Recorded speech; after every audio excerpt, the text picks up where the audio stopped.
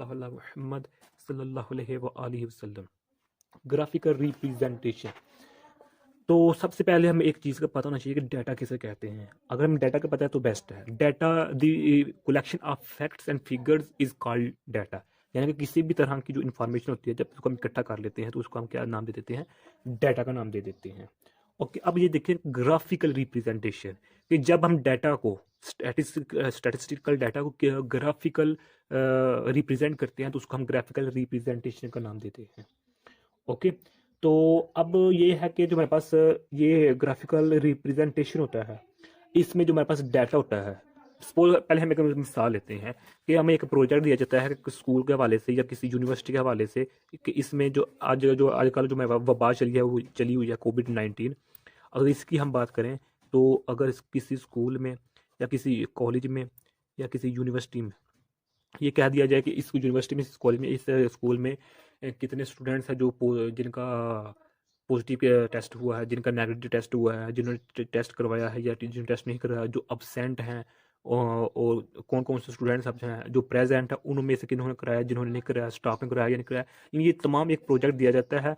तो उस प्रोजेक्ट को में जो होते हैं वर्कर्स, वो काम करते हैं, तो उसको तमाम डाटा को जब ग्राफिकल रिप्रेजेंटेशन की ग्राफ की फॉर्म में लोगों को या अपने मालिक को देते हैं, तो उसको हम कहते हैं कि इसने जो डाटा दिया है वो ग्राफिकल रिप्रेजेंटेशन की फॉर्म में अपने अवाम को या अपने मालिक को, अपने ऑनर को दिया है।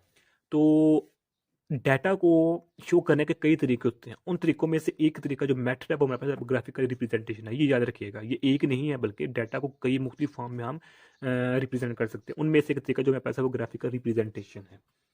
ओके, हो गया।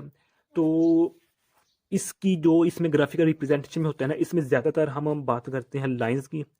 लाइंस होती हैं इसमें ज़्यादातर। इसमें हमारे पास होते हैं सिंबल्स को हम ज़्यादातर यूज़ करते हैं, और इसके हम ज्योमेट्रिक फॉर्म यूज़ करते हैं। इसमें एरियाज होते हैं जिसकी वजह से ग्राफिकल रिप्रेजेंटेशन की ज़्यादा इसको यूज़ किया जाता है, ग्राफिकल रिप्रेजेंटेशन को। ओके, अब इसका हम एक देखते हैं कि इसको हम ज़्यादातर यूज़ क्यों करते हैं। ये तो बात हम कर ली कि लाइन की फॉर्म में हमें, सिंबल्स की फॉर्म में, ज्योमेट्रिक फॉर्म की फॉर्म में, एरियाज की फॉर्म में, पॉइंट्स की फॉर्म में ये हमें डाटा देता है ग्राफिकल रिप्रेजेंटेशन।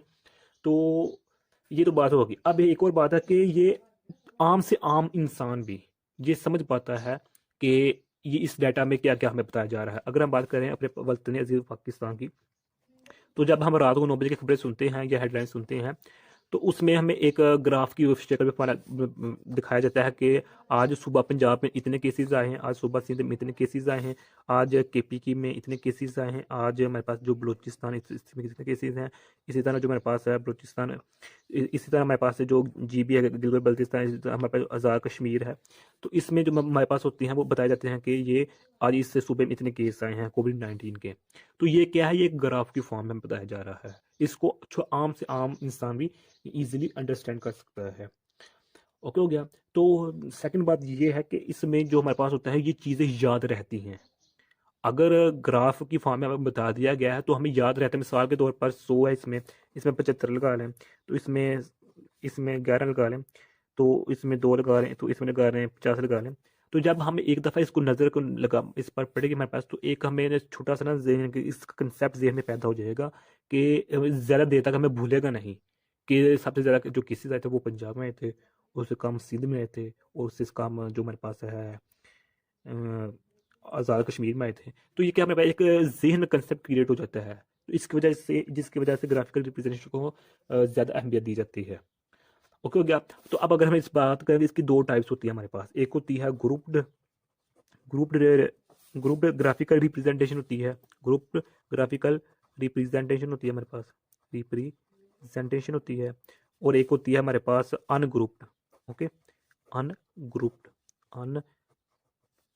अनग्रुप्ड रिप्रेजेंटेशन होती है, रिप्रेजेंटेशन होती है हमारे पास। 2 टाइप, ग्रुप ग्राफिकल रिप्रेजेंटेशन और अनग्रुप्ड ग्राफिकल रिप्रेजेंटेशन होती है हमारे पास। ओके, जो हमारे पास ग्रुप होता है इसमें हम लाइन ग्राफ को स्टडी करते हैं ज़्यादातर, और इसको बार ग्राफ को स्टडी करते हैं ज़्यादातर, और पाई या पी ग्राफ को ज़्यादा स्टडी करते हैं। जबकि अनग्रुप्ड हम स्टडी करते हैं ज़्यादातर हिस्टोग्राम को, फ्रीक्वेंसी पॉलीगॉन को, इसी तरह फ्रीक्वेंसी कर्व को ज़्यादा स्टडी करते हैं। ये नेक्स्ट वीडियो में हम इस पर इंशाल्लाह रहमान वीडियो भी बनाएंगे। ओके, हो गया। तो अब हम इसको एक और मिसाल के ज़रिए समझने की कोशिश करते हैं कि जो हमारे पास ग्राफिकल रिप्रेजेंटेशन होता है।